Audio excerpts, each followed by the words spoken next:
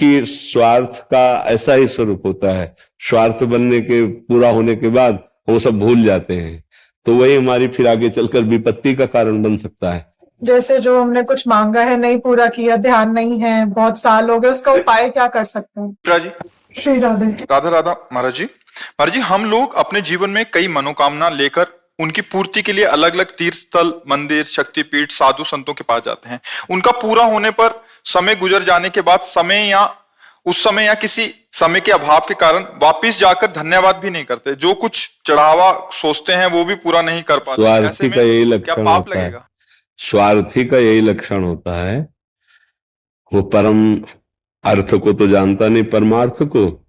स्वार्थ की पूर्ति के लिए जब ऐसी, जैसे माता पिता ऐसे भगवान और सब भगवत स्वरूप हैं, वो तो क्षमा ही करते हैं। जैसे माता पिता जो है ना दुलार करते हैं ऐसे, लेकिन हमारा कर्तव्य क्या है कि यदि हमने कोई भी मनोती कहीं भी माना है, तीर्थ स्थल, देवता, भगवत स्वरूप, हमें जाके पूरी करनी चाहिए। यदि हमारी कामना की पूर्ति हो गई तो हमें उस देवता का, उस प्रभु स्वरूप का आदर करना चाहिए, क्योंकि एक ही कामना से आप सिद्ध थोड़ी हो गए हो। बहुत सी संकट और विपत्तियां आगे और आने वाली हैं, तो आपको वो रास्ता पक्का रखना चाहिए कि जिसकी कृपा से हमारा ये काम बना वो सदैव काम बनाता रहेगा। कम से कम इसी भाव से जुड़ जाए। भगवान ने 4 प्रकार के भक्त कहे हैं, अर्थार्थी, आर्त, जिज्ञासु और ज्ञानी। अर्थार्थी भगवान से धन प्राप्ति करने वाला, आर्त जो भगवान से अपनी संकट निवृत्ति चाहता है, जिज्ञासु जो भगवान को जानना चाहता है, और ज्ञानी जो भगवान में स्थित हो चुका है। तो इसलिए ये तो बहुत गलत बात है कि किसी देवी देवता के सामने संकल्प करे फिर उसकी पूर्ति न करे, तो अपराध तो है ही। और वो बड़े कृपालु हैं, हम बच्चे हैं, वो क्षमा कर देते हैं, पर हम अपने कर्तव्य से च्युत हो गए।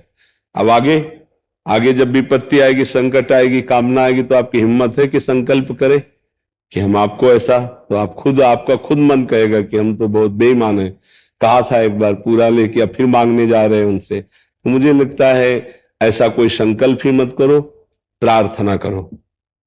क्योंकि माता पिता से कोई हम संकल्प थोड़ी करते हैं कि हम आपको ये खिला देंगे, आपको ये पिला देंगे, अरे उन्हीं का सब कुछ है ही। प्रार्थना करते हैं तो इससे फिर बच जाओगी। प्रार्थना करें कि भगवान आप कृपा करो, आप सर्व सामर्थ्यशाली हो, मेरे सामने समस्या है अर्थ की, संकट की, आप कृपा करके निवृत्त कर दो।